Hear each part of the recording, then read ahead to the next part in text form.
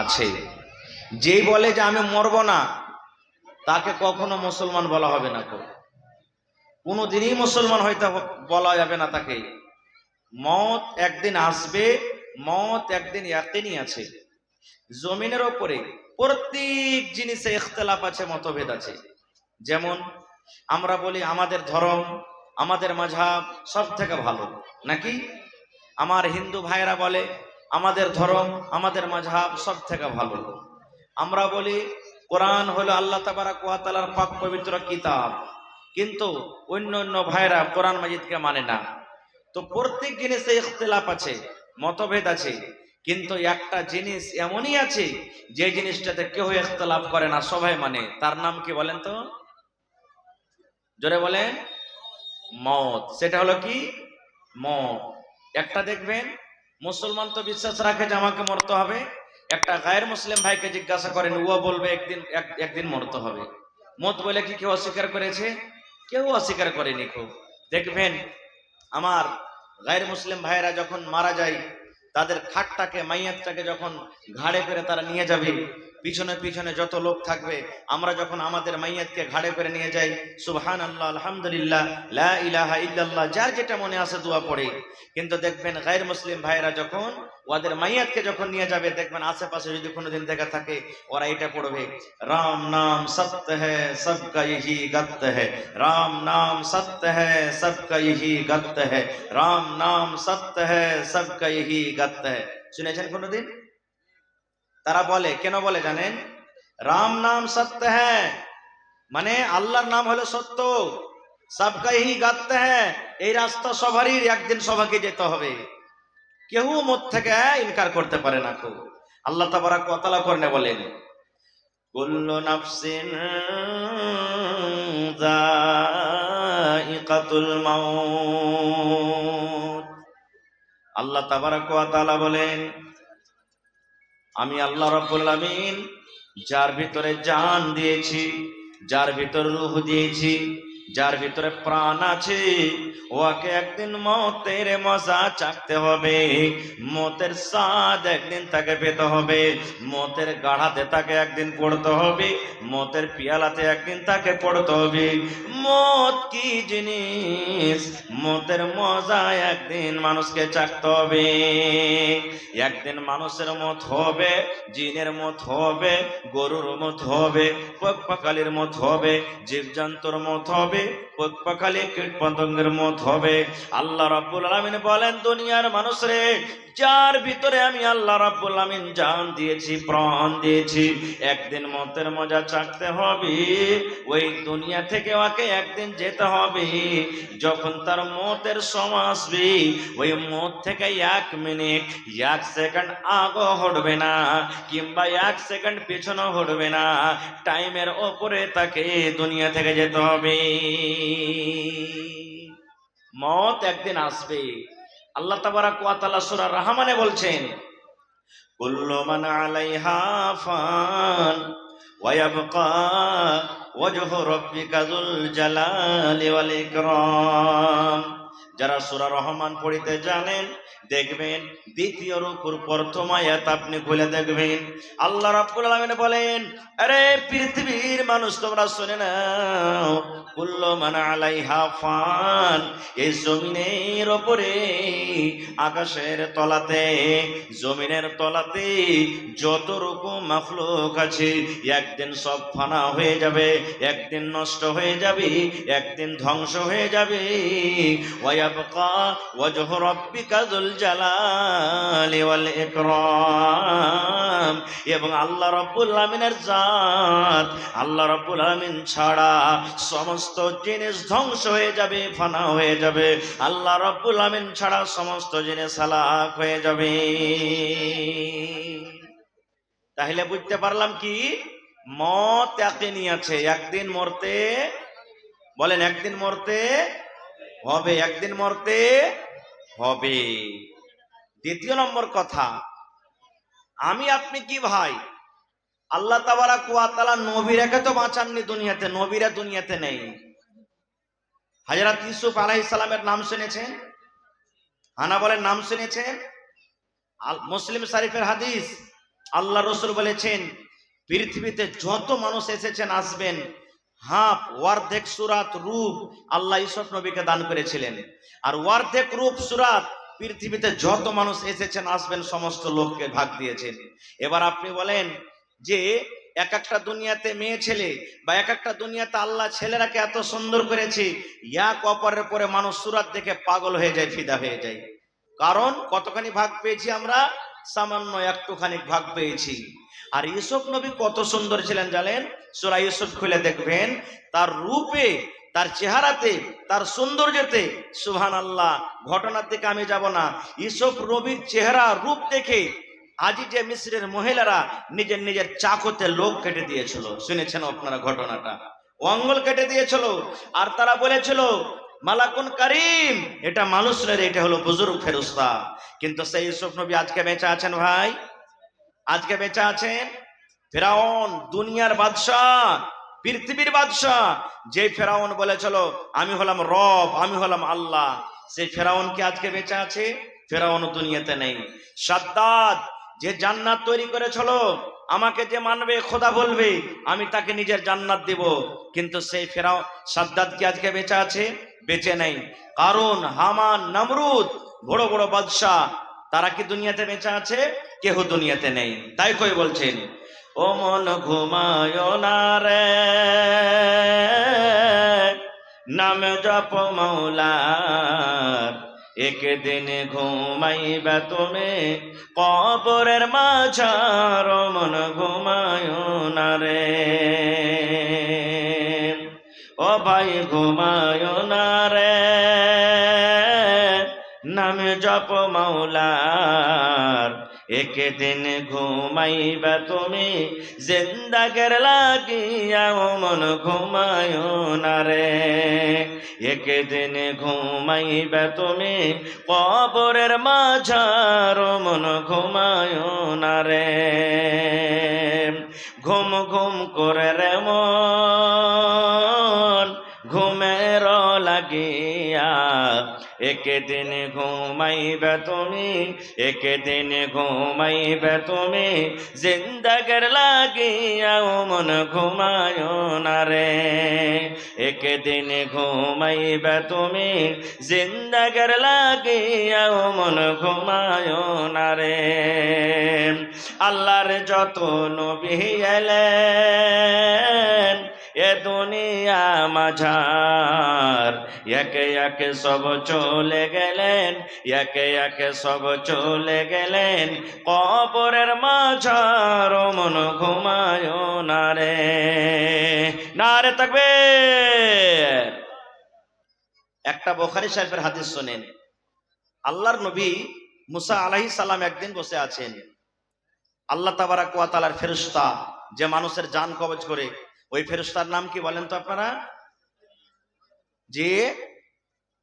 যেই মানুষ, যে ফেরেশতা মানুষের জান কবজ করেন, সেই ফেরেশতাটার নাম কি? হায় রে আল্লাহ, আমরা কথাতে কথাতে বলি না, ঝগড়া ঝাড়া হয় না, ইসালা এক নম্বর করে আজরাইল বে, কথাতে কথাতে বলি। মায়েরা খালারা তো ছেলে পেলেকে গাল দেয়, হ্যাঁ, মায়েরা খালারা তো ছেলে পেলেকে গাল দেয়, এরে লিসি লাগা আজরাইল কাহে কর, আয় তুই, কথাতে কথাতে বলে আজরাইল। হাদিসে কোরআনে পাবেন মালাকুল মউত, মউতের মালিক আল্লাহ তাবারাক ওয়া তাআলা করেছেন। ওই মালাকুল মউত মুসা নবীর কাছে এলেন। যখন নবীদের জান কবজ হবে, ফেরেশতা মালাকুল মউত নবীদের কাছে ইজাজত চাইবেন, ইজাজত নেবেন। আমার আপনার কাছে আসবে তো ইজাজতের দরকার নাই, কিন্তু নবীদের যখন জান কবজ হবে তাদের কাছে পারমিশন নিতে হবে, ইজাজত নিতে হবে। তো মুসা নবীর কাছে মালাকুল মউত এলেন। আসার পর কি বলছেন, এ মুসা, আমি আল্লাহ রব্বুল আলামিনের ফেরেশতা মালাকুল মউত, আপনার কাছে আমি এসেছি। আল্লাহর অর্ডার হয়েছে, আল্লাহর আদেশ হয়েছে, আপনার জান কবজ করে নিয়ে যাব। দুনিয়ার সময় শেষ হয়ে গেছে, দুনিয়ার থাকার টাইম আপনার শেষ হয়ে গেছে, দুনিয়ার বয়স আপনার শেষ হয়েছে, আপনার জান খানাকে কবজ করে নিয়ে যাব। দুনিয়াতে হাজি হোক, মৌলানা হোক, নমাজি হোক, বেনমাজি হোক, চট করে কেউ মরতে চাহাবো ভাই? ইচ্ছা আছে যে আরো যাতে বেশি করে বাঁচি, নাকি? একটা বুড়া 100 বছর বয়স হয়ে গেছে, লাঠি ধরে টুক টুক টুক টুক টুক টুক টুক করে হাঁটছে। ওর পোতা যদি বলে, শালা বুড়া তুই মর, কখন তুই মরবি? লাঠি থাকলে চালিয়ে দিবে, শালা তুই মর, আমাকে মরতে বলছিস? মরতে কেউ যাবে না। তো মালাকুল মউত যখন মুসা নবীকে বললেন, এ মুসা, তোমার জান কবজ করতে এসেছি, জান কবজ করে নিয়ে যাব। যেমন কথাটা শোনা, আহারে আল্লাহ নবী বলেছেন, ওই মুসা নবী মালাকুল মউত আজরাইল ফেরেশতাকে এমন একটা ফাইট মেরে দিলেন, এমন একটা ঘোষা দিয়ে দিলেন, এমন একটা তাকে ফাইট দিয়ে দিলেন, ফাইটটা মারার সাথে সাথে ওই মালাকুল মউতের চোখ কানা হয়ে গেল। সুবহানাল্লাহ। তাহলে মুসা নবীর শক্তি কত ছিল জি? হ্যাঁ, আজরাইল মতন ফেরেশতাকে যে মারলে একটা ফাইট, চোখ কানা হয়ে গেল, চলে গেলেন মালাকুল মউত, জান কবজ করলেন না। আল্লাহ সবই জানছেন, তবু আল্লাহ তাবারাক ওয়া তাআলা বলছেন, মালাকুল মউত ব্যাপার কি? তোমার চোখ কেন কানা, জখম হয়ে গেছে, ব্যাপার কি? এবার মুসা নবী তখন বলছেন, রব্বুল আলামিন, তুমি এমন নবীর কাছে আমাকে পাঠিয়েছো আল্লাহজি, এমন মানুষের কাছে তুমি পাঠিয়েছো, সেই তোমার নবী মুসা মরতে চায় না, সেই নবী তোমার মুসা মরতে চায় না। মতের কথা শুনে আল্লাহ দেখো আমাকে এমন জোর করে একটা ফাইট মেরেছে আল্লাহজি, আমার একটা চোখ কানা হয়েছে। আল্লাহ, তোমার নবী মুসা মরতে রাজি না। যেমন কথাটা বলা, আল্লাহ তাবারাক ওয়া তাআলা মালাকুল মউতের চোখ ভালো করে দিলেন। ভালো করার পর তখন বলছেন, এই মালাকুল মউত, যাও আমার নবী মুসার কাছে তুমি আর একবার যাও, কিন্তু এবার জান কবজ করার জন্য নয়, মুসার জান কবজ করার জন্য নয়, আমার নবী মুসা দুনিয়াতে বাঁচতে চাই। আমি আল্লাহ রাব্বুল আমিন তার হায়াতকে বাড়িয়ে দিলাম, যাও যাও, আমি আল্লাহ তার হায়াত বাড়িয়ে দিলাম, তার জন্য একটা ওয়াফার দিয়ে দিলাম। সেই ওয়াফার, সেই পেগাম, সেই খুশখবরি আমার নবী মুসাকে তুমি শুনিয়ে দাও। যাও আমার নবী মুসাকে তুমি শুনিয়ে দাও। এবার মালাকুল মউত আল্লাহ তাবারাক ওয়া তাআলার ওয়াফারটা নিয়ে চলে এলেন। মুসা নবী এবার বলছেন, ব্যাপার কি, ফের তুমি এসেছো? এবার মালাকুল মউত বললেন, এই মুসা, এবার জান কবজ করার জন্য আসেনি, আপনার রোকান কবজ করার জন্য আসেনি। এই মুসা, আল্লাহ রাব্বুল আমিনের পক্ষ থেকে একটা আপনার জন্য মেসেজ এসেছে, খুশখবরি দিয়েছেন, আল্লাহ আপনাকে একটা অফার দিয়েছেন, সেই অফারটা নিয়ে আপনার কাছে এসেছে মুসা। এইবারে জান কবজ করার জন্য আমি আসেনি। এইবারে মুসা নবী বলছেন, কি অফার? আল্লাহ রাব্বুল আমিন কি খুশখবরি দিয়েছেন?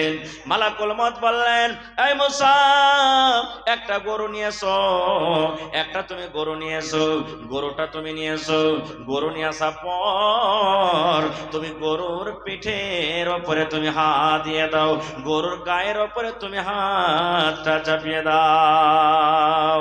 যখন কথাটা বললাম, এবারে মুসা নবী বলছেন, মালাকুল মউত, কেমন কথা তুমি বলছো? আমি গরুটা নিয়ে আসবো, আর গরুটা নিয়ে আসার পর গরুর উপরে হাত রেখে দেবো, এইটা কেমন কথা?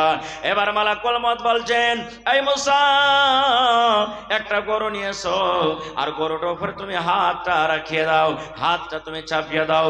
এবার তোমার হাতের তালাতে, হাতের তলাতে রুয়া দাববে, কত রুয়া দাববে তুমি গিনতি করো, 1 2 3 5 10, এই করে করে করে করে যত তোমার হাতের তলাতে রুয়া দাববে, এই মুসা ওই রুয়া বরাবর, ওরে আল্লাহ, অত দিন নয়, অত হপ্তাহ নয়, অত মাস নয়, যত তোমার হাতের তলাতে রুয়া দাববে, অত দিন নয়, অত বছর তুমি দুনিয়াতে বাঁচবে, তোমার মত হবে না।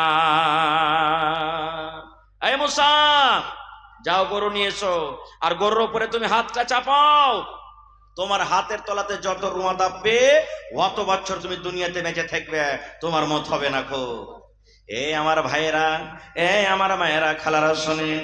এইবারে মুসা নবী তখন কে বলছেন, মালাকুল মন্ত্রী, আর একটা কথা তুমি বলে দাও রে মালাকুল মউত, আমি একটা গরুর উপরে হাত চাপিয়ে দিলাম, হাতের তলাতে যত রুয়া দাবলু, অত বছর আমি দুনিয়াতে বাঁচলাম, অত বছর দুনিয়াতে বাঁচার পর আমার যখন বয়সটা শেষ হয়ে যাবে, তারপরে আমার সাথে কি হবে একটু বলো তো? এবার মালাকুল মউত বলছেন, মুসা, অত বছর বাঁচার পর আমি মালাকুল মউত আসবো আর আসার পর আপনার জানখানা কবজ করে নিয়ে চলে যাব। এবারে মুসা নবী তখন বলছেন, মালাকুল মউত রে, এত বছর বাঁচা পরও যদি আমাকে মরতে হয়, যদি আমি দুনিয়াতে না বাঁচতে পারি, এরকম বয়সের আমার দরকার নয় রে, এরকম জীবনের আমার দরকার নাই। এসো এসো এসো এসো, তুমি আমার জানখানা কবজ করে নিয়ে চলে যাও। নারে তাকবীর। নবী তোমার নাম শুনে পাগলে আমার মনটা গো, নবী একবার দেখা দিও গো। নবী তোমার নাম শুনে পাগলে আমার মনটা গো, নবী একবার দেখা দিও গো, নবী একবার দেখা দিও গো। হাসরেতে দিও গো দেখা, দেখব নয়ন ভরে গো। কিয়ামতে দিও গো দেখা, দেখব নয়ন ভরে গো, নবী একবার দেখা দিও গো। নবীর প্রেমে পাগল হইয়া ঘর বাড়ি ছাড়িলাম গো, নবী একবার দেখা দিও গো। ভাই মুসলমান, তাহলে এই হাদিস থেকে আমরা কি বুঝতে পারলাম? যে মত থেকে কেউ বাঁচতে পারেনি, না পেরেছে, না পারবে। মত থেকে কেউ বাঁচতে পারেনি, না পারছে, না পারবে। এই মালাকুল মউত যে আমাদের জান কবজ করে, সব যখন দুনিয়ার মানুষ শেষ হয়ে যাবে, কেউ আর বাঁচবে না, তখন আল্লাহ তাবারাক ওয়া তাআলা মালাকুল মউতকে বলেন, মালাকুল মউত আর কি কেউ আছে? বলবে না, আল্লাহর কেউ নাই, সব শেষ হয়ে গেছে।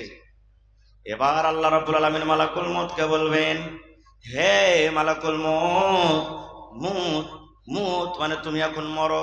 মালাকুল মউত রে, তুমিও মরো, তোমাকে মরতে হবে, তুমি বাঁচতে পারবে না। এবার মালাকুল মউত তখন বলবেন, রব্বুল আলামিন কেমন করে আমি নিজের জান কবজ করব, কেমন করে আল্লাহ আমি মরব?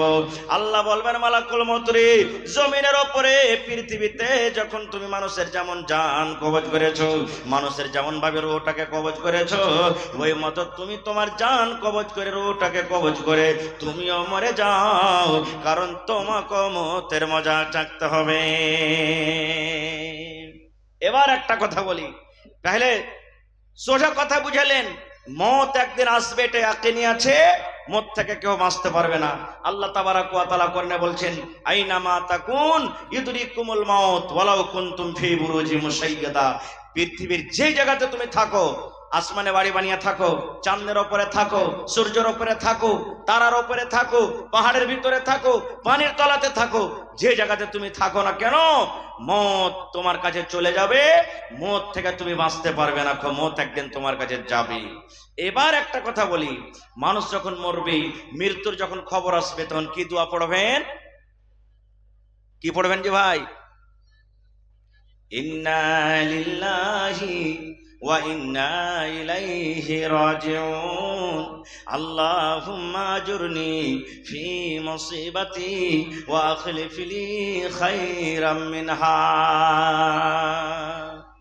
এই পিচকার খানটা যদি কইতে না পারেন, তো কমসে কম এই দোয়া খানটাও পড়বেন। মউতের যখন খবর শুনবেন, কোন গ্রামের মউতের খবর আপনি শুনলেন, মাইকে এলান হয়ে গেল, অমুক জন মারা গেছে, গ্রামের অমুক লোক মারা গেছে, অমুক লোক মারা গেছে। আল্লাহর নবী বলেছেন, আল্লাহ তাবারাক ওয়া তাআলা বলেন, পৃথিবীর মানুষ রে, যখন তোমার মউতের খবর তোমার কানে বাজলো, মউতের খবর যখন তুমি শুনতে পেয়েছো, তখন তুমি এই দোয়াটা পড়ো, ইন্না লিল্লাহি ওয়া ইন্না ইলাইহি রাজিউন। কিন্তু ওরে আল্লাহ, মা খালার কেউ অবস্থা এমন, যদি শুধু শুনালে কানে যে হ্যাঁ অমুক কেউ মারা গেছে, ওয়াকে লিয়া টানাটানি 4-5টা মাইল, এদিকে উল্টা পড়বে, ওদিকে উল্টা পড়বে, চুলকে ঝাঁকড়াইবে, বুকে বাড়ি মারবে, বয়ান ধরে ধরে কানবে, মা আগে তুই মরে গেলি গে মা, কত বয়ান ধরে ধরে কানবে। এই সমস্ত কান্না কি হারাম, একটা নওহা বলা হয়েছে। আল্লাহ নবীর জামানাতে আল্লাহ রাসূল একদিন রাস্তাতে হেঁটে চলে যাচ্ছেন, এ মায়েরা ভালো করে শুনেন হাদিসটা, আল্লাহ রাসূল রাস্তাতে হেঁটে চলে যাচ্ছেন, আর একটা মহিলা, ওর বেটা মারা গেছে, তো কবরে বসে বসে কাঁদছে, খুব কাঁদছে। বেটা মরে গেলি রে বেটা, কে মা বলে ডাকবে, আমি কাকে ছেলে বলে ডাকবো, এই ধরনের কবরে বসে বসে কাঁদছে। আল্লাহ রাসূল রাস্তাতে হেঁটে চলে যাচ্ছেন। এবার নবীজি বলছেন, আরে আল্লাহর বান্দি, কাইন্দাকে তুমি পাইবে যে কবরে কাঁদছো। ওই মহিলাটা কিন্তু চিনে না যে এটা আল্লাহর রাসূল, ও দেখেনি জীবনে কোনোদিন। তখন নবীকে কি বলছেন, হ্যাঁ হ্যাঁ, তুমি নিজের কামে যাচ্ছ, চলে যাও। তোমার কেউ মরলে তুমি বুঝতে পারতে, তোমার কেউ মরেনি তো তুমি বুঝতে পারো না যে কষ্ট কি জিনিস। আল্লাহ রাসূলকে বলে দিলেন কথাটা। আল্লাহ রাসূল কিছু বললেন না, চলে গেলেন। আমাদের মতন তো মূল বিলায় যে তের ছাগারে দিবে জবাব ভালো করে। আল্লাহর রাসূল এটা তো, হ্যাঁ, আমরাকে যদি কোন একটা কেউ কথা কয়ে দেয় তো আর চার চাষ করে দেবো নাকি, এরকম আমরা মানুষ। কিন্তু আল্লাহ রাসূল কোনো বললেন না কিছু, চলে গেলেন।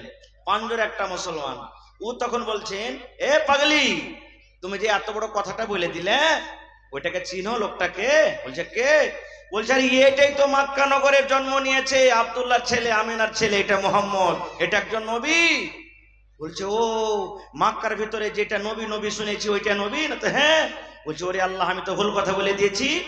এবার সে মহিলা দৌড়াতে দৌড়াতে দৌড়াতে দৌড়াতে আল্লাহর নবীর বাড়িতে চলে গেলেন।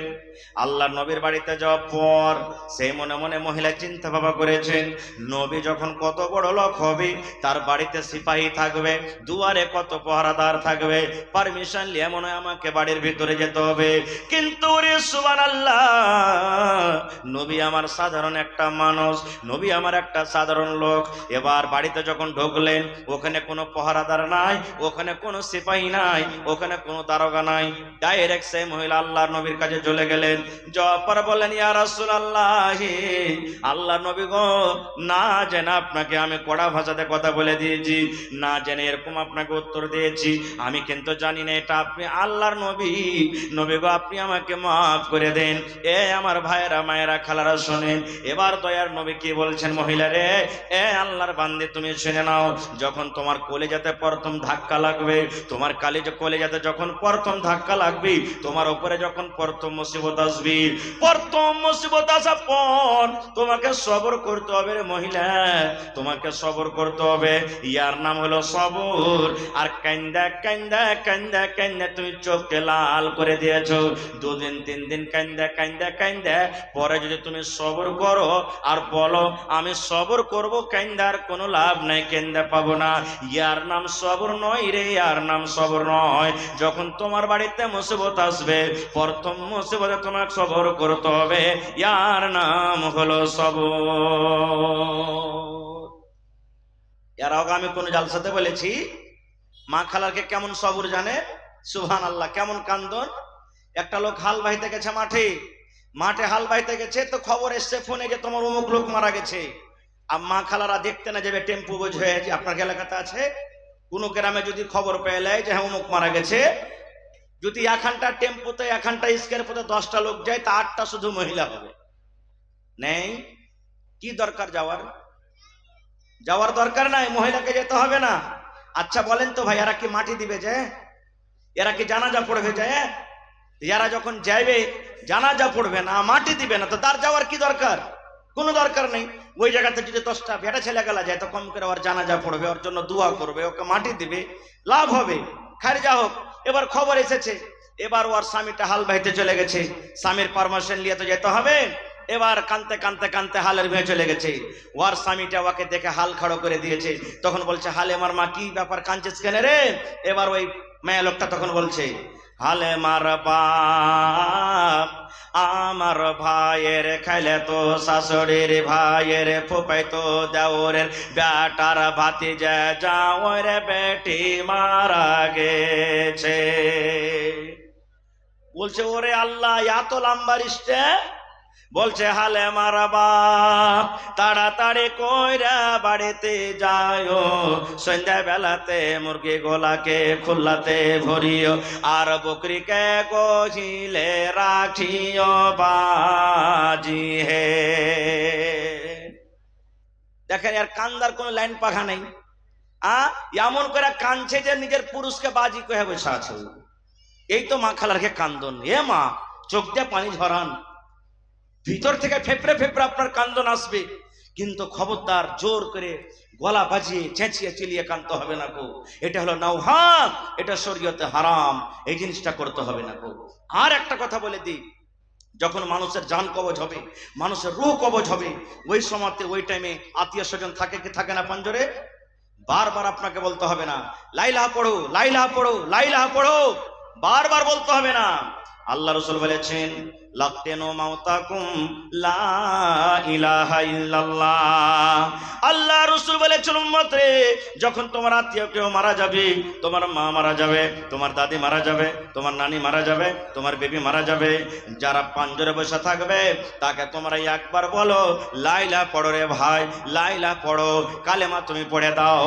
আল্লাহ নবী বলেছেন একবার যদি নিজের মুখ দিয়ে কালেমা পড়ে দেয় তাহলে আর বারবার তাকে কালেমা পড়তে বলিও না, বারবার তাকে কালেমা পড়তে বলিও না। কারণ যদি পড়তে পড়তে পড়তে একবার যদি ও কথাটা বলে দেয় আমি পারবো না, পড়িতে পারবো না, তাহলে জীবনের সমস্ত আমল তার নষ্ট হয়ে যাবে। ফেরেশতারা মনে করবেন এই লোকটা মরার টাইমে লাইলা পড়বো বলে ইনকার করে দিয়েছে।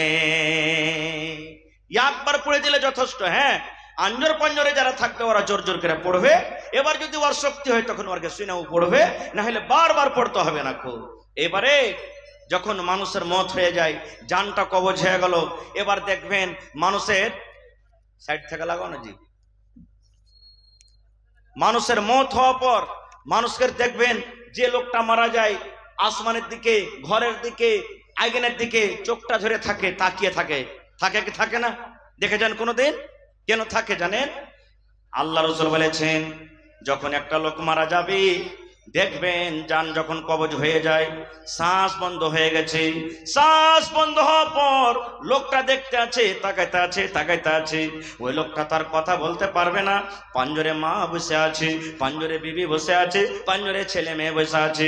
লোকটা মনে মনে বলবে আব্দুল্লাহ রে আমার জান খান কবজ করে নিয়ে চলে গেল রে, হে হালেমা আমার জান কবজ করে নিয়ে চলে গেল, ধর ধর ধর ধর ধর ধর আমার জান খান নিয়ে চলে গেল, আমি তার কথা বলতে পারি না, শ্বাসটা আমি নিতে পারি না রে, ধর ধর জানটাকে ধর। জানটা যখন নিয়ে চলে যাবে ফেরেশতারা পিছনে পিছনে তার নজর যাবে। আল্লাহ রাসূল বলেছেন উম্মত রে, যারা পাঞ্জরে থাকবে যখন শ্বাসটা বন্ধ হয়ে যাবে তোমরা এরকম করে করে করে করে তার চোখ দুটাকে তোমরা বন্ধ করে দাও, চোখ দুটাকে কি করো?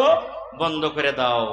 তারপরে ভাই মুসলমান, আজকে আমাদের এলাকাতে সমাজে খাস করে শেরশাহবাজিতে যদি আজকে জোহরের টাইমে যদি মারা যায় কালকে 9টা-10টাতে মাটি হবে বেশিরভাগই, খুব কম যে সেদিনই মাটি দিয়ে দেবো আমরা, এরকম আছে না নাই?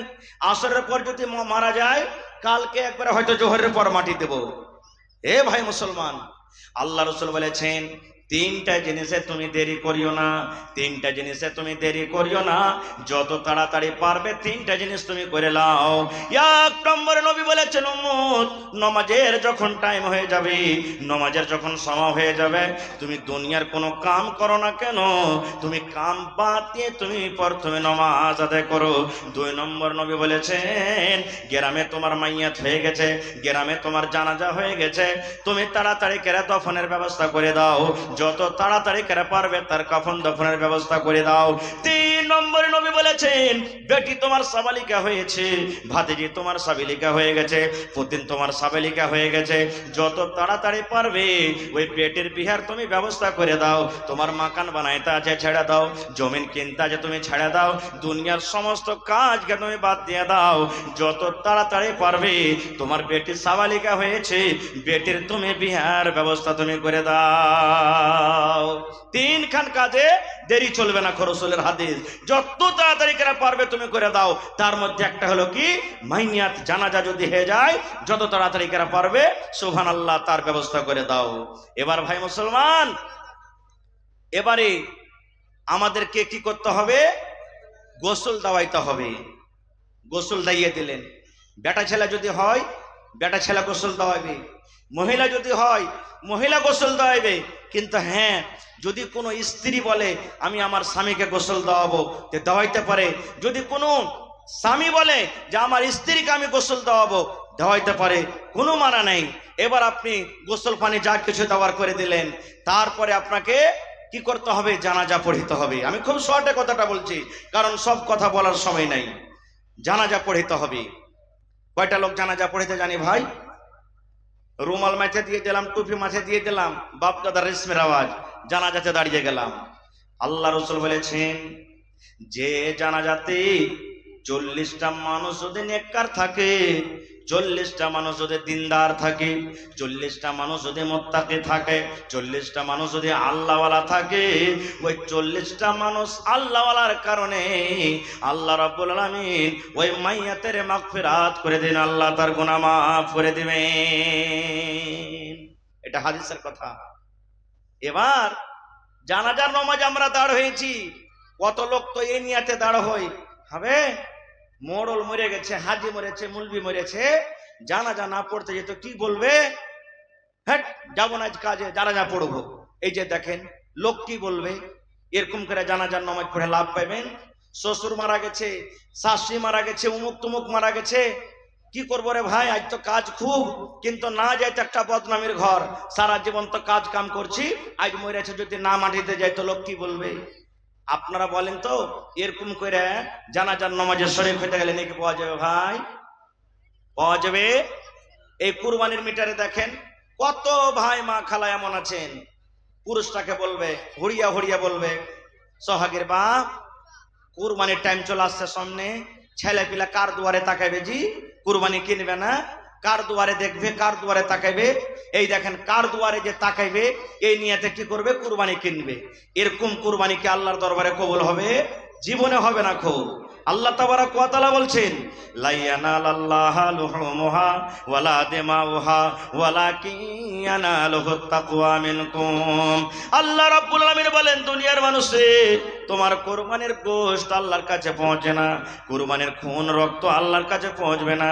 আল্লাহ রাব্বুল আলামিনের কাছে যেটা পৌঁছবে সেটা হলো তোমার ভিতরের তাকওয়া, তোমার অন্তর, তোমার হৃদয়, তোমার তাকওয়া। তুমি কোন নিয়তে কুরবানি দিছো, এই তাকওয়া খান শুধু আল্লাহর দরবারে তোমার পৌঁছবে।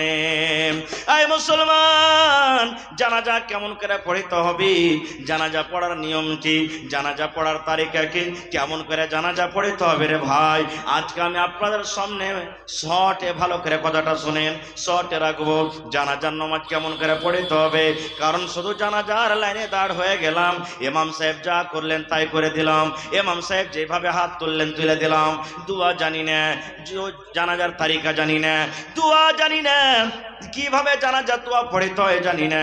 আমরা যদি বিনা জানাজার দোয়া না জেনে যদি জানাজার লাইনে দাঁড় হয়ে যায়, তাহলে ভাইরে একটু ভাবা চিন্তা করে দেখেন তো, এর কোন নামাজের আল্লাহ রাব্বুল আলামিনের কাছে কোনো দাম হবে না। কেমন করে জানাজা পড়তে হবে? সর্বপ্রথম আপনাকে ওযু করতে হবে। ওযু কিভাবে করতে হবে? নবীজি যেই তারিকাতে যেভাবে ওযু করেছেন সেভাবে ওযু করতে হবে। ওযুর দিকে আমি যাব না, কারণ সময় খুব কম, আমার পিছনে আরো দুজন বক্তা আছেন, আল্লাহ বাঁচিয়ে রাখে। ওযু কেমন করে করতে হয় কোনোদিন বলবো, যেদিন নামাজের বয়ান আপনাদের সামনে রাখবো। ওযু করলেন, ওযু করার পর এবার আপনাকে জানাজার নামাজে দাঁড় হইতে হবে, কাতার বান্দি হইতে হবে আপনাকে। কিভাবে লাইন লাগবেন? সুন্দরভাবে আপনি কিভাবে লাইন লেগে গেলেন, আপনি টাকনা থেকে নিচে লুঙ্গি পায়জামা থাকলে উঁচা করে নিলেন, তারপরে ইমাম সাহেব জানাজার নামাজ শুরু করবেন। জানাজার নামাজে আল্লাহু আকবার বলে বুকে হাত বাঁধে, বাঁধে কি বাঁধে না ভাই? হানা বলেন আপনারা। এবার প্রথম আল্লাহু আকবার বলে বুকে হাত বাঁধবেন, কোন দোয়া পড়বেন বলেন তো? কোন দোয়া পড়বেন কি ভাই? কেউ বলতে পারবেন না? আল্লাহু আকবার বলে যখন বুকে হাত বাঁধলেন, তখন এই হাত বাঁধা পর কি দোয়াটা পড়তে হয়? বায়াত বাণী নাই জানাজাতে, জানাজার নামাজে বায়াত বাণী পড়তে হবে না। ভালো করে শুনেন হাদিসটা, জানাজা আপনি পড়বেন, জানাজার নামাজে বায়াত বাণী নাই, বায়াত বাণী আপনাকে পড়তে হবে না। অন্য অন্য নামাজ আপনি বায়াত বাণী পড়বেন, কিন্তু জানাজার যখন নামাজ পড়বেন তখন বায়াত বাণী পড়তে হবে না আপনাকে। আল্লাহু আকবার বলে বুকে হাত বাঁধলে, হাত বাঁধা পর আউযু বিল্লাহি মিনাশ শাইতানির রাজিম বিসমিল্লাহির রহমানির রহিম পড়ে আপনাকে সূরাতুল ফাতিহা পড়তে হবে, ডাইরেক্ট আলহামদু সূরা পড়তে হবে। গোটা সূরা আপনি পড়ে দিলেন, তারপরে বিসমিল্লাহির রহমানির রহিম পড়লেন, দিয়ে আর একটা সূরা গালা পড়ে দিলেন, সূরা ইখলাস পড়লেন, সূরা নাস পড়লেন, কিংবা সূরা ফালাক পড়লেন, যে কোনো একটা সূরা পড়ে দিলেন, এক তাকবীর হয়ে গেল। তারপর আল্লাহু আকবার বলে আবার হাত বানলেন। এবার এই জায়গাতে কি পড়বেন? দুরূদ শরীফ পড়তে হবে আপনাকে। আল্লাহুম্মা সাল্লি আলা মুহাম্মদ ওয়া আলা আলি মুহাম্মদ কামা সাল্লাইতা আলা ইব্রাহিম ওয়া আলা আলি ইব্রাহিম ইন্নাকা হামিদুম মাজিদ। আল্লাহুম্মা বারিক আলা মুহাম্মদ ওয়া আলা আলি মুহাম্মদ কামা বারাকতা আলা ইব্রাহিম ওয়া আলা আলি ইব্রাহিম ইন্নাকা হামিদুম মাজিদ। দ্বিতীয় তাকবীর হয়ে গেল আপনার। আল্লাহু আকবার, তৃতীয় তাকবীর আপনি পড়লেন। এবারে আপনাকে জানাজার দোয়া পড়িতে হবে, যেটা আমরা মাশহুর দোয়া পড়ি, মোটামুটি সবারই মুখস্থ আছে। কি দোয়াটা? আল্লাহুম্মা গফির লি হাইয়িনা ওয়া মাইয়াতিনা ওয়া শাহিদিনা ওয়া গায়বিনা ওয়া সাগীরিনা ওয়া কাবীরিনা ওয়া যাকারিনা ওয়া উনসানা। আল্লাহুম্মা মান আহইয়াইতাহু মিন্না ফাহইহি আলাল ইসলাম ওয়া মান তাওয়াফাইতাহু মিন্না ফাতাওয়াফাহু আলাল ঈমান। আল্লাহুম্মা লা তাহরিমনা আজরাহু ওয়া লা তাফতিননা বাদা কিম্মা ওয়া লা তুযিল্লানা বাদা। এটা হলো কি? জানাজার দোয়া। আল্লাহকে কি বললেন? এটা হলো আরবি কথা, আরবি তো সবাই বুঝি না। আল্লাহকে বলছেন আল্লাহুম, এই আল্লাহ, আল্লাহুম্মা গফির, এই আল্লাহ তুমি মাফ করে দাও, আল্লাহ জি তুমি ক্ষমা করে দাও। লি হাইয়ানা, আল্লাহ যত লোক জীবিত আছে আল্লাহ মাফ করে দাও। ওয়া মাইয়াতেনা, যত লোক মারা গেছে আল্লাহ সমাকে মাফ করে দাও। লি হাইয়ানা ওয়া মাইয়াতেনা ওয়া সাগীরিনা ওয়া কাবীরিনা, আল্লাহ যত ছোট আছে ওরাকে মাফ করে দাও, আল্লাহ যত বড় আছে ওরাকে মাফ করে দাও। ওয়া যাকারিনা ওয়া উনসানা, এ রব্বুল আলামিন যত বেটা ছেলে আছে, যত বেটি ছেলে, যত নর আছে নারী আছে, সমস্ত লোককে তুমি মাফ করে দাও। কত সুন্দর দোয়া করনু। কয়টা লোক দোয়াটার মানে জানছি? জানার চেষ্টাও করি না আমরা। 3 নম্বর তাকবীরে জানাজার দোয়া পড়লেন। তারপর রাসূল বলেছেন আল্লাহু আকবার বলে তুমি 4 নম্বর তাকবীর পড়ো, দিয়া তখন তুমি সালাম ফিরে দাও, আসসালামু আলাইকুম ওয়া রাহমাতুল্লাহ, আসসালামু আলাইকুম ওয়া রাহমাতুল্লাহ। কিন্তু জীবনে যদি কোনো জায়গাতে জানাজা পড়িতে গেলেন, আর কোনো জায়গাতে যে কোনো মৌলানা যদি শুধু ডাহিন দিকে সালাম ফিরে দিলেন আসসালামু আলাইকুম ওয়া রাহমাতুল্লাহ দিয়ে, বাম দিকে আর সালাম ফিরলেন না, তাও হয়ে গেল। ঝগড়া করিয়েন না ওখানে যায়। এই সালামুল বিয়ার কপালে মনে হয় ব্যাম লটকেছে। হ্যাঁ, জীবন ভর দুদিকে সালাম এলো, আর এখন একদিকের সালামকে বাদ দিয়ে দিলেই ঝগড়া করতে হবে না। ওটা হাদিসে আছে, ওটাও হাদিসে আছে। এই জন্য দুদিকে সালাম ফিরে দিলেন তাও আলহামদুলিল্লাহ। এবার একদিকে যদি কেউ সালাম ফিরে দেয় তাও চলবে, কিন্তু হ্যাঁ, যে একদিকে সালাম ফিরবে, সবাই তো জানে না মাসলাটা, ইমাম সাহেবের উচিত যে সব লোকেরাকে বলতে হবে ভাই একদিকে সালাম ফেরা হবে, যাতে একদিকে মুখ ঘুরিয়ে থেকে যাবে, এরা খাটলে কবরস্থান পর্যন্ত চলে যাবে, ওরা ইন্তজার করবে হবে, আর একদিকে কেন সালাম ফেরে না। ব্যাপারটা কি? এরকম হয়েছে মেলা জায়গাতে, মেলা জায়গাতে ঝগড়া হয়েছে তো মাহফিলে যায়। এবারে জানাজার নামাজ পড়া হয়ে গেল, এবার কবরস্থানে যাবেন। কবরস্থানে যখন গেলেন তখন কি দোয়া পড়বেন? কি দোয়া পড়বো? আমাকে দোয়া কি জানে? এই ভুট্টা কোন গলা ভুট্টা লাগাল যাবে, 35-20 লাগালছে নাকি ভুট্টা? ওরে আল্লাহ, ইয়ার দেখে গরমা ধানের বীজটা কত মোটা মোটা হয়ে গেছে। হ্যাঁ, কোন খাদ দিয়েছে? এই দেখেন। আর একজন তখন বলছে আমি রাত 12টা দিয়েছে খাদ ছিটেছে। এগুলা হলো আমার দোয়া। এরে মুসলমান, আল্লাহর নবী বলেছেন যাকে তুমি উদ্ধার করতে গেছো, সারা জীবনের মতো তুমি যাকে বিদায় করতে গেছো, আর তোমার জীবনে দেখা হবে না, সারা জীবনের মতো তাকে বিদায় করতে গেছো রে, তাকে তুমি উদ্ধার করতে গেছো।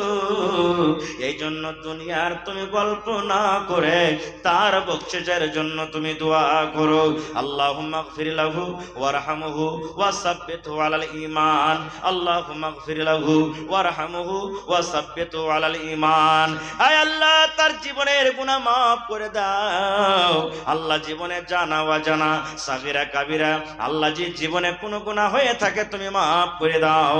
ওয়ারহামহু, আল্লাহ তারপরে তুমি রহম করো, আল্লাহ তারপরে তুমি দয়া করো, আল্লাহ তারপরে তুমি রহম করো, এবং আল্লাহ ঈমানের উপরে তাকে তুমি সাবিত কাদমি রাখো। আল্লাহ ঈমানের উপরে তাকে তুমি সাবিত কাদমে রাখো আল্লাহ। এবারে আমরা মাটি দিতে যাই, এই দোয়াগুলা কিন্তু পড়ি না ভাই, দুনিয়ার গল্প করি। কবরস্থানে যখন যাবেন তখন এই মজলিসের মধ্যে যতটি লোক আছে, যদি আমি বলে দিই ভাই কবরস্থানে যখন যাবেন তো কি সালাম দিবে কহেন তো? কয়টা লোক পারবো সালাম দিতে? এমনি গ্রাম দিয়ে হাঁটবো তো মুখ ভারী করে হাঁটবো, লাগে পাউরুটি বিস্কুট মুখে ভরা আছে, সালাম দিনে কমতে। রসুলের হাদিস, এক মুসলমান আর এক মুসলমানের পরে 7টা হক, কোন হাদিসে 6টা আছে। তার মধ্যে একটা হলো কি, ইজা লাকিতাহু ফাসাল্লিম আলাইহি, যখন কোন মুসলমানের সাথে দেখা হবে প্রথমে সালাম করো। সালাম দিনে আমরা গুনাহ মনে করি, কোন ভাইকে যদি সালাম দেন তো হাসবে, হ্যাঁ হ্যাঁ করে কেবাটিন করে, এই সালাম কেনে দিলে আমাকে, সালামই বুঝে না কো। ভাই কবরস্থানে যাবেন, সালাম দিতে হবে। আল্লাহ রাসূল বলেছেন, ওখানে তোমার মা শুতে আছেন, ওখানে তোমার আব্বা শুতে আছেন, ওখানে তোমার গ্রামের লোক শুতে আছেন, ওখানে তোমার গ্রামের আত্মীয়রা শুতে আছেন। আল্লাহ রাসূল বলেছেন, উম্মত রে, যখন তুমি কবরস্থানে যাইবা, ওখানে গ্রাম আছে, ওখানে মাইয়াতে গ্রাম আছে, ওরাকে তুমি সালাম দাও, সালাম দাও, সালাম দাও। কারণ তুমি সালাম দিবে আর ওরা যে জবাব দিবে, ওদের জবাব তুমি শুনতে পাবে না। কিন্তু নবী বলেছেন, ওদেরকে তুমি সালাম দাও, ওরাকে তুমি সালাম দাও। আসসালামু আলাইকুম আহলা দিয়ারি মিনাল মুমিনিনা ওয়াল মুসলিমিন ওয়া ইন্না ইনশাআল্লাহু বিকুম লালাহিকুন, নাসআলুল্লাহ লানা ওয়া লাকুমুল আফিয়া। এটা কবরস্থানে যখন যাবেন তখন দোয়াটা পড়বেন। কবরস্থানে যাওয়ার পরও আমাদের গল্প, এটা লাগছে কি, যাও এই সুলেমান মারের কবে এটা রে, এটা লাগছে ওই আব্দুল্লাহর এটা ভাইয়ের কবর, এটা মানে সব কবর চিনাচিনি হবে। কিন্তু ভাইরে মুখ দিয়ে যে কথাটা বাহির করছেন, ওর লাগে একটু মাগফিরাতের দোয়া তো করেন। হ্যাঁ, আল্লাহ নবীর জামাই হযরত উসমান রাদিয়াল্লাহু তাআলা আনহু, যে উসমানের নবীকে দুনিয়াতে নবীজি তার ব্যাপারে বলেছেন, উসমান তুমি জান্নাতে যাবে, সেই উসমান যখন কবরকে দেখতেন, কবরকে দেখে এত কাঁদতেন, চোখের পানিতে সমস্ত দাড়ি ভিজে যেত। সাহাবায়ে কেরাম বললেন, হাগো উসমান, ব্যাপার কি? জাহান্নামের বয়ান হয় তখন তুমি জাহান্নামকে দেখে অত কান্দো না, যত কান্দন তুমি কবরকে দেখে কাঁদছো। কবরে কি এমন জিনিস আছে যে কবর দেখতে গেলে তোমার চোখ দিয়ে পানি ঝরতে ঝরতে দাড়ি সমস্ত ভিজে যায়? এ আমার ভাইরা মায়েরা খালারা শুনেন, এবারে উসমান গানিকে বলছেন, হে আমার ভাইরা, হে আমার বন্ধুরা, হে আল্লাহ নবীর সাহাবীরা, শুনো রে, আল্লাহ রাসূল বলেছেন, মানুষের মতের পর, মানুষের মৃত্যুর পর, মানুষের মতের পর সর্বপ্রথম মানুষের মানজিল হবে, স্থান হবে কবর। কবরে মানুষকে প্রশ্ন করা হবে, কবরে মানুষকে 3খানা সওয়াল করা হবে। যেই কবরের পরীক্ষাতে পাস করে যাবে, নবী বলেছেন কিয়ামতের সমস্ত জায়গাতে পাস করে যাবে। আর যারা কবরের পরীক্ষাতে ফেল করে যাবে, নবী বলেছেন কিয়ামতের কোনো জায়গাতে তারা পার করতে পারবে না। তাই নবী বলেছেন, হে আমার উম্মতরা, তোমরা কবরের আযাব থেকে বাঁচো, কবরের আযাব থেকে বাঁচো, কবরের আগুন থেকে তোমরা বাঁচো, কবরের শাস্তি থেকে বাঁচো। কি বলে বাঁচবে? নবী দোয়া শিখিয়ে দিয়েছেন, আল্লাহুম্মা ইন্নী আউযু বিকা মিন আযাবিল কবরে, আল্লাহুম্মা ইন্নী আউযু বিকা মিন আযাবিল কবরে, আল্লাহুম্মা ইন্নী আউযু বিকা মিন আযাবিল কবরে। দোয়াটা কখন পড়তে হবে রে ভাই? দোয়াটা কখন পড়তে হবে গাম্মা? যে কোনো টাইমে, যে কোনো সময়তে দোয়া পড়বেন, দোয়া মানা নাই। আপনি জালসা শুনে আজকে বাড়িতে চলে যাবেন, हाय अल्लाह। हेलो, थोड़ा आवाज बढ़ाइए भाई, आवाज काहे घटाते हैं? हो, आवाज बढ़ा के रखिए। আল্লাহ রাসূল বলেছেন, দোয়া পড়ার কোনো টাইম নেই রে ভাই। আপনি জালসা শুনে বাড়িতে যাবেন, দোয়াটা মুখস্থ করলেন, আল্লাহুম্মা ইন্নী আউযু বিকা মিন আযাবিল কবরে। আপনি মার্কেট চলে যাবেন, হাল বাইতে চলে যাবেন, ঘাস কাটতে যাবেন, মোটরসাইকেল আপনি চড়ে যান, দোয়াটা পড়েন, দোয়াটা পড়েন। আপনি নামাজ যখন পড়বেন, আপনি প্রথমে তাশাহুদ পড়লেন, তারপরে দুরূদ শরীফ পড়েন, তারপরে আল্লাহুম্মা ইন্নী যালামতু নাফসি পড়েন, তারপরে আপনাকে সালাম ফেরার আগে আগে দোয়াটা পড়তে হবে, আল্লাহুম্মা ইন্নী কামিন আযাবিল কবরে। আল্লাহ তুমি কবরের আযাব থেকে তুমি বাঁচিয়ে লিও। আল্লাহ যেদিন আমি মরে যাব, লোকজন যখন আমাকে কবরের ভিতরে আল্লাহ রেখে দিবে, সেদিন আল্লাহ কবরের আযাব থেকে তুমি আমাকে বাঁচিয়ে লিও। আর একটা এর পড়ার খাস টাইম আছে, ভালো করে শুনেলেন। আল্লাহ রাসূল বলেছেন, যদি কোনো মুমিন, যদি কোনো মুমিনা, যদি কোনো আল্লাহর বান্দা বান্দি ফজরের নামাজের পর 3 বার দোয়াটাকে পড়তে পারে। কোন নামাজের পর? কোন নামাজের পর ভাই? ফজরের নামাজের পর। আপনার মুখে খানি টানি ভরা আছে নাকি ভাই? কথা যা বলেন না আপনারা। আল্লাহ রাসূল বলেছেন ফজরের নামাজের পর 3 বার যদি দোয়াটাকে পড়িতে পারেন, এই মতো যদি মাগরিবের নামাজের পর 3 বার যদি আপনি দোয়াটাকে পড়িতে পারেন, আল্লাহ রাসূল বলেছেন যেমনই ফজরের নামাজের পর আপনি পড়লেন, কবর আল্লাহকে বলবেন, কবরের মুখ ফুটে যাবে, কবর আল্লাহকে বলবেন মাবুদী ওই কুসওয়াহা মহানপুরীর আব্দুল্লাহ হালেমা জায়েদা আল্লাহ আমার কাছ থেকে পানা চেয়েছি, আল্লাহ আমার শাস্তি থেকে আল্লাহ বাঁচতে চেয়েছে, এ রব্বুল আলামিন আমি কবর আল্লাহ আমি মাটির কবর ওই আব্দুল্লাহ আব্দুর রহমানের জন্য ওই খালেদা জায়েদার জন্য আমি সুপারিশ করছি। আল্লাহ যেদিনই মরে যাবে আর মরার পর আমার ভিতরে আসবে, আল্লাহ দয়া করে তুমি আমার আযাব থেকে তুমি বাঁচিয়ে নিও। এই মতো মাগরিবের নামাজের পর যখন 3 বার আপনি পড়বেন, আবার কবর আল্লাহকে বলবেন রব্বুল আলামিন তোমার অমুক বান্দা বান্দি আমার কাছ থেকে আল্লাহ বাঁচতে চেয়েছে, এ রব্বুল আলামিন মরার পর যেদিন আমার বুকের ভিতরে আসবে আল্লাহ ওই দিন দয়া করে আল্লাহ তুমি আমার শাস্তি থেকে তুমি তাকে বাঁচিয়ে নিও। এটা খাস ফজিলত কখন? ফজরের নামাজের পর আর মাগরিবের নামাজের পর যদি কেউ 3 বার করে পড়িতে পারে, তাহলে যদি আরবিতে বলতে না পারেন দোয়াটা আল্লাহুম্মা নাউযু বিকা মিন আযাবিল কবর যদি বলতে না পারেন, তো এই কথাটা বাংলা ভাষাতে বলছেন আপনি, আল্লাহ জি কবর আযাব থেকে তুমি বাঁচিয়ে নিও, আল্লাহ কবর আযাব থেকে বাঁচিয়ে নিও, আল্লাহ কবর আযাব থেকে তুমি বাঁচিয়ে নিও। এতখানি বলেন তাও যথেষ্ট। আরবিটা না পারেন এতখানি বলে দিলেন তাও যথেষ্ট। এবারে মাইয়াতকে কবরস্থানে নিয়ে গেলেন, দোয়া পড়ে দিলেন আপনি কবরস্থানে যাওয়ার, এবার আপনি মাইয়াতকে রাখবেন, কবরের ভিতরে রাখবেন। কি দোয়া পড়বেন ভাই বলেন সামনে থেকে? কবরে মাইয়াতকে রাখার দোয়া কি?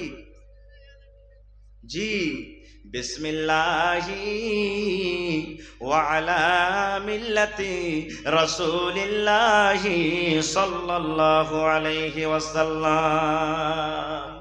আহা, শেষ বিদায় দোয়া।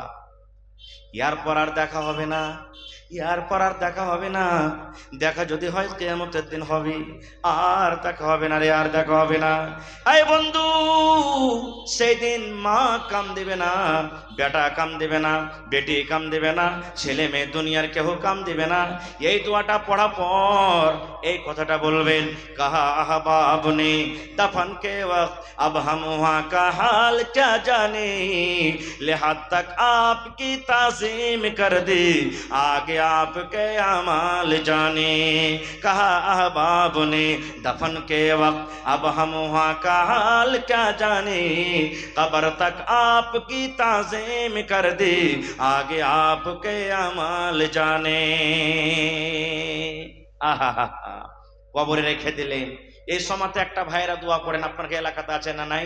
যখন মাইয়াতটাকে তুমি দোয়া পড়ো যে আছে, এটা আছে, দোয়া পড়ো যে, এই দোয়া পড়ো যে এলান করতে হবে না। যারা যারা দেখলে আঞ্জর পাঞ্জরে আছে, যারা দেখলে ওরা নিজের মনে পড়বে, দোয়া পড়াও যে এটা বলতে হবে না। তাকে রেখে দিলেন, এবার তাকে মাটি দিতে হবে। মাটি দেওয়া দোয়া কি জি ভাই? মাটি দেওয়া দোয়া কি এবং মাটি দেওয়ার তারিকাটা কি আপনার এলাকাতে আছে কি নাই?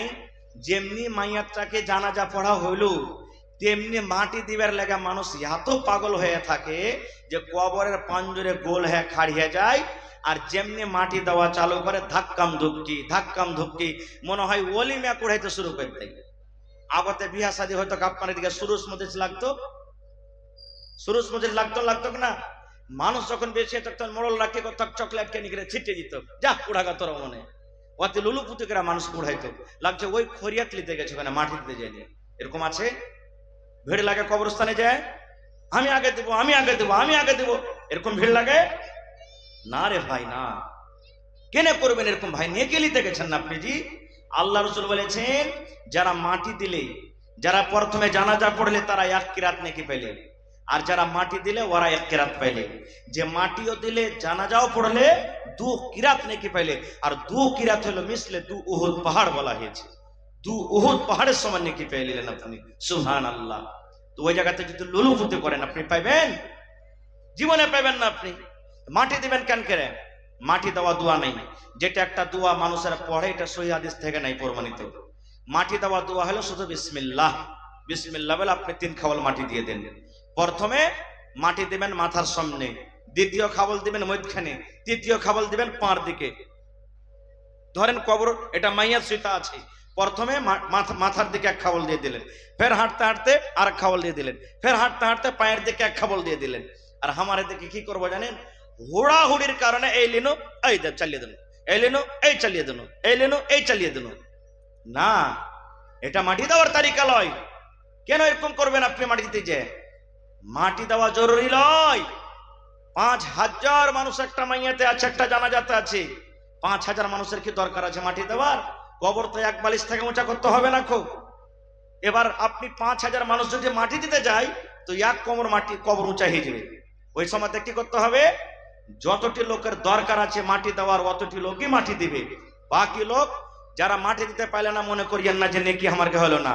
এখন তো ভাই মাটি দিচ্ছে আর বাড়ির দিকে ফুর, মাটি দিচ্ছে বাড়ির দিকে ফুর, মাটি দিচ্ছে বাড়ির দিকে ফুর, পাখির মতন উড়ে চলিচ্ছে। কে আপনাকে বলেছে যে মাটি দিয়ে ফৌরান চলে যেতে হবে বাড়ি? মাটি দেওয়ার পর বাড়ি পালাইতে হবে না, ওই মাইয়াতের লেগে আপনাকে মাগফিরাতের দোয়া করতে হবে। হ্যাঁ, কোনো মানুষের দরকার আছে, পেশাব পায়খানা লেগেছে, চলে গেল, আলাদা কথা। আপনি উদ্ধার করতে গেছেন না তাকে, জি উদ্ধার করেন, ভালো করে উদ্ধার করেন। যতক্ষণ পর্যন্ত কাফন দাফন পুরা কমপ্লিট না হয়ে যাবে ততক্ষণ পর্যন্ত আপনি বাড়ি আসবেন না। এটা হলো সুন্নাত তারিকা, এইটাই হলো আসল। আর একটা মানুষ দোয়া ধরে লেছে, মূলবীরা তো দোয়া উঠিয়ে দিয়েছে, তারপর কবরস্থানে থেকে কি করব?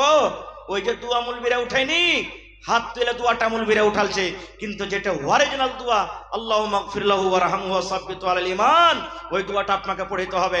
আরবিতে না পড়েন তো নিজের ভাষাতে কহেন, আল্লাহ এই লোকটা যে মরেছে, নর হোক কিংবা নারী হোক, আল্লাহ জি এর জীবনের গুনাহটাকে আল্লাহ মাফ করো। আল্লাহ আল্লাহ কবরে যে হিসাব হবে, আল্লাহ কবরের হিসাবটা তুমি আল্লাহ আসান করো। আল্লাহ ইমানের পরে তাকে তুমি কায়েম রাখো। নিজের ভাষাতে বাংলাতে এরকম ভাবে আপনি দোয়া করেন। আর মাটি দিলেন আর উড়ে গেলেন, মাটি দিলেন উড়ে গেলেন, এটা সুন্নাত তারিকা লয়, এটা হলো সুন্নাতের খেলাফ। আর একটা আপনার এলাকাতে আছে কিনা জানি না, ধরেন মেলাটি মানুষ আছে, কবর পর্যন্ত যেতে পারে না, এবার পাইচ্ছে থেকে বাইরে মাটি দিবে আর ওখান থেকে তো ডুয়ে দিয়ে কবরে পরে রাখবে। এরকম হয় মেলা জায়গাতে, হয় হয় কি হয় না? এটাও সহিলাই। মাটি পাইচ্ছা দিতে হবে না, কবরের উপরে দিতে হবে, এটাও গলত তারিকা, এটাও আমাদেরকে করতে হবে না। খুব ভাই আমার, এই সমস্ত জিনিস আমাদেরকে বুঝতে হবে, শিখতে হবে। কখন শিখবো রে ভাই? এগুলা তো আমাকে শিখার টাইমই নেই, শিখার সময় নেই। দুনিয়াদারিতে আমরা আগে আছি। আজ বলেন আপনার বেটা ইঞ্জিনিয়ার হবে, আপনার বেটা ডাক্তার হবে, আপনার বেটা মাস্টার হবে, আপনার বেটা মৌলানা হবে, আপনার বেটা অমুক পাইলট হবে, টিউশনের দরকার আছে না নেই? হানা বলেন, টিউশনের দরকার আছে না নেই? একটু মুখ খুলে কথা বলেন, টিউশনের দরকার আছে না নেই? বিনা টিউশনে আপনার বেটা কামিয়াব হইতে পারে না। কিন্তু মুসলমান রে, এই জীবনটা যখন শেষ হয়ে যাবে রে ভাই, জীবনটা 60 বছর 70 বছর জীবনটা যখন শেষ হয়ে যাবে, আমাদের নতুন ভাবে একটা কবরে জীবন যে শুরু হবে। ওই কবরের জীবনটার জন্য, কবরের জন্য কয়টা ছেলে মেয়েকে আমরা টিউশন দিই? টিউশন কি আমরা দিই? জীবনে আমরা টিউশন দিই না ভাই। ভাইরে হযরত আবু হুরায়রা রাদিয়াল্লাহু তাআলা আনহু, আল্লাহর একজন, আল্লাহ নবীর একজন সাহাবী, খুব নেককার সাহাবী, ওর সমান হাদিস কেউ মুখস্থ করতে পারেনি। ওই আবু হুরায়রা যখন মরছেন, চোখতে পানি ঝরছে, সাহাবায়ে কেরাম বলছেন, আগো আবু হুরায়রা, ছেলে মেয়ে বলে কি মনে পড়েছে? ছেলে মেয়ে বলে কি মনে পড়েছে যে তোমার চোখতে পানি ঝরছে? হযরত আবু হুরায়রা রাদিয়াল্লাহু তাআলা আনহু বললেন, ও আল্লাহ নবীর সাহাবীরা, আমি মরে যাব, আমার মত হয়ে যাবে রে, আমার মত বলে কোনো ডর নাই, মত বলে কোনো ভয় নাই, ছেলে মেয়ে বলে আমার মনে আসেনি, এই জন্য আমি কান্দি রে ভাই। আমার কাছে নেকি অল্প, আমার কাছে নেকি কম, আর আমার সাফার হলো লম্বা। আমি কিয়ামতের এত লম্বা সাফার কেমন করে কাটবো? যেই সাহাবীকে জান্নাতে সার্টিফিকেট দেওয়া হয়েছে দুনিয়াতে, সেই সাহাবী মরার টাইমে কাঁদছে আর বলছেন, বেটা রে, আমার সাফার হলো লম্বা, নেকি হলো কম, কেমন করে এত বড় সাফারটা আমি কাটবো? আর আমি আপনি তো রাত দিন গুনাতে ডুবে আছি। আমাকে আপনাকে কি করা দরকার? মা মরে গেছে, বাপ মরে গেছে, কোনোদিন জিয়ারত করতে গেছি না। যখন যখন কেউ মরে তখন তখন কবরস্থানে চলে গেলাম মাটি দেওয়ার জন্য, তাছাড়া আর মৌকা লাগে না, মৌকা লাগে না। না রে ভাই না, মা কবরে চলে গেছেন, আব্বা কবরে চলে গেছেন, দাদা কবরে চলে গেছেন, নানি কবরে চলে গেছেন, বিবি কবরে চলে গেছেন। মাঝে মাঝে দুদিনে, একদিনে, 5 দিনে, না পারবেন হপ্তা দিনে, না পারবেন মাসে, না পারবেন 2 মাসে, এই করে করে মুসলমান কবরস্থানে আপনি চলে যান। নবী বলেছেন কবরস্থানে তুমি যদি চলে যাও, কবরস্থানে যেতে গেলে তোমাকে মত বলে ইয়াদ হবে, মত তোমার স্মরণে থাকবে, গুনাহ থেকে তুমি পাপ বাঁচবে, গুনাহ থেকে তুমি বাঁচবে, পাপ থেকে বাঁচবে। এই জন্য তুমি মাঝে মাঝে মাঝে মাঝে কবরস্থান যাও। আর তোমার আত্মীয়রা যে কবরের ভিতরে শুয়ে আছে তাদের জন্য তুমি মাগফিরাতের দোয়া করো। রাসূলের হাদিস। কিন্তু কয়টা লোক আমরা যাচ্ছি ভাই? আমরা যাই না। ভাই মুসলমান, বলার মেলায় কথা আছে, 10টা বেজে গেল, আমার টাইম কতক্ষণ আছে আমি জানি না। এবার আরো একটা কথা থাকলো এখানে, কবরে রাখা পর এবার কবরে তার সাথে কি হবে, কি সওয়াল করা হবে, কিভাবে জবাবটা দিবে, জবাব না দিতে পারলে তার ব্যাপারে কি হবে তার সাথে, এটাও কিন্তু একটা খুব বড় পয়েন্ট আর খুব বড় কথা। আজকে আমাদের পরীক্ষা যখন হয়, ম্যাট্রিকের পরীক্ষা, ইন্টারের পরীক্ষা বা বিভিন্ন রকমের যখন পরীক্ষা হয়, কোয়েশ্চেন কিন্তু গুপ্ত থাকে, সওয়াল যেগুলো থাকে লুকিয়ে থাকে, যেদিন পরীক্ষা দেব সেদিনই খুলবে, আর তার আমরা উত্তর কিন্তু লিখি।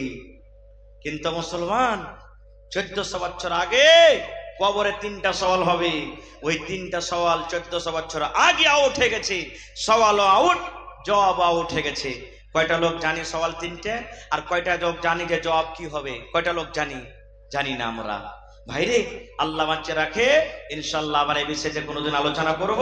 তবে আমার পিছনে আরো 2 জন বক্তা আছে ভাই, তবে আমি আপনাদেরকে এতক্ষণ দিলাম, এবং আল্লাহ তাবারাক ওয়া তাআলার ইবাদতের জন্য ঈদগাহের এটা জালসা নাকি?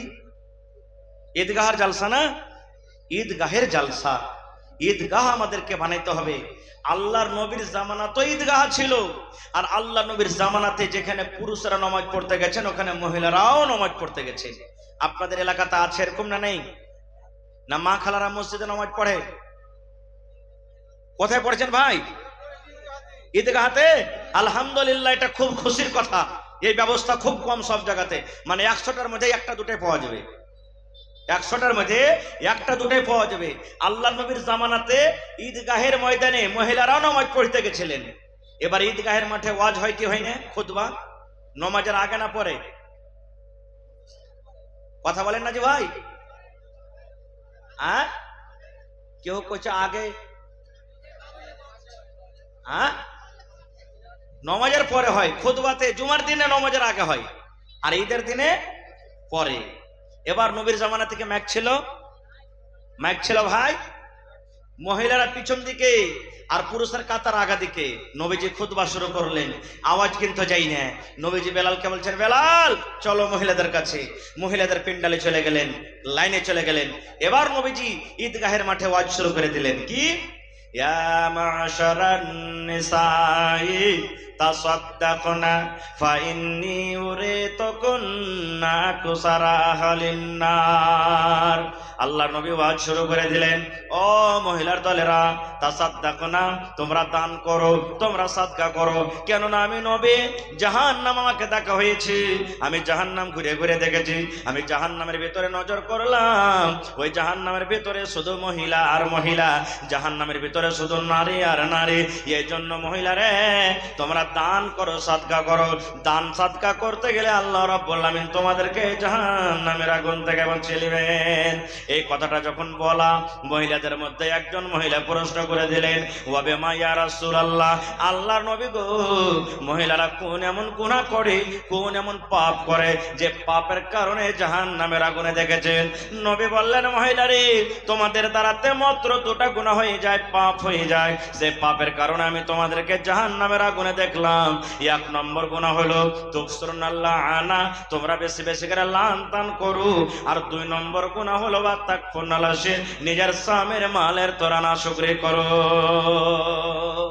যতই মহিলারাকে খাওয়ান পিন্ধান, একদিন যদি কমে যায় ই মিনসে ই ভাড়ুয়ার বাড়িতে এসে বউরে কোনোদিন সুখ শান্তি আমি কিন্তু পাইনো না, না শুকরি করেই বসবে। এই কারণে রাসূল বলছেন তোমাদেরকে জাহান্নামের আগুনে দেখলাম। মহিলা দান করো, জালসা শুনতে যায় মানুষ টাকা নিয়ে যায়, ঈদগাহের ময়দানে নবী বলছেন দান করো। কি দান করবে? এ আমার মায়েরা খালারা শুনেন, হযরত বেলাল বলছেন আমি তলিয়া বিছিয়ে দিলাম, আমি গামছা বিছিয়ে দিলাম, রুমাল বিছিয়ে দিলাম। ওরে সুবহানাল্লাহ, মহিলারা দান করতে লাগলো।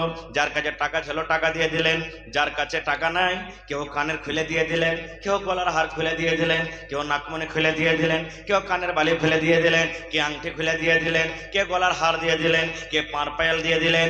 যার কাছে যা গয়না গাঠি ছিল খুলে খুলে খুলে আল্লাহর নবীর সামনে দান করে দিলেন। তাহলে ঈদগাহ নবীর জামানা তো ছিল, এই হাদিস থেকে আমরা বুঝতে পারলাম। না থাকতে গেলে রাসূল বললেন যে ঈদগাহের মাঠে ওয়াজ করেছেন, এবং নবীজি বলেছেন মহিলা পুরুষরাকে বলেছে যে পুরুষরে তোমরা যেখানে নামাজ পড়তে যাবে ঈদ বকরীদের তোমাকে বহু বেটিরাকে নামাজ পড়তে নিয়ে যাও। মা খালারাকে বলা হয়েছে তোমার যদি ওড়নি না থাকে দোপাট্টা, তোমার অন্য বহিনের কাছ থেকে ডাবল আছে ধার করে তুমি নিয়ে যাও নামাজ পড়তে। নবীজি এতখানিও বলেছেন মহিলা রে, ঈদ বকরীদের সময়তে যদি কোনো মহিলার হাইজ মাসিক চালু হয়ে যায়, রাসূল বলছেন তুমিও ঈদগাহে যাও। হাইজ মাসিক হয় তুমিও ঈদগাহে যাও। বলবেন হাজি মৌলানা হাইজ মাসিকের হালাতে তো নমাজ মাপ আছে। জি, নমাজ মাপ আছে। রাসূল বলছেন নমাজের টাইম খানে তোমরা কান্দাতে কোনাতে হয়ে যাবে। আর রাসূল বলছেন যখন নমাজ শেষ হয়ে যাবে তখন তোমরা দোয়া দুরূদ তাসবিহ তাহলিল জিকির আজকার করো, আর ইমাম সাহেবের তোমরা খুতবা শোনো। এখানে ঈদগাহের ব্যাপারে আমরা জানতে পারলাম ঈদগাহ কত দামি জিনিস। ভাইরি 1 টাকা দেবেন 1 টাকা নিব। দেখি গত বছরকার মতন আমার ভাই নানা দাদা কেউ এমন আছেন ঈদগাহের জন্য 1 কাঠা কিংবা 1 ডিসমিল জমিন দান করতে পারবেন? দেখে কোন আল্লাহর বান্দা আছেন? এই কুশওয়াহা নাকি কুশহা মোহনপুরে मोहम्मद शफीक आलम यूट्यूब जितने भी हैं आप लोग अपना अपना मोबाइल समेट लें।